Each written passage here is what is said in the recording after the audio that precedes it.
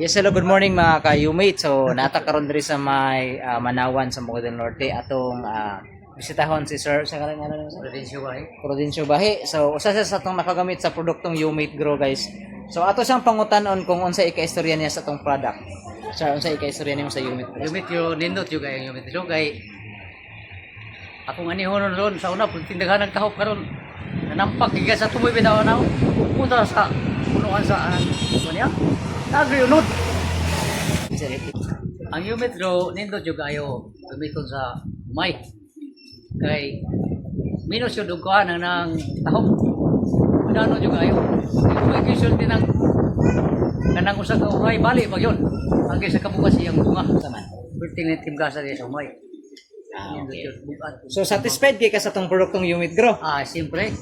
Tapos, muna niya gamiton ako. Kaya ako walang usag hektarya ako nga umay. Ako ka na masakan.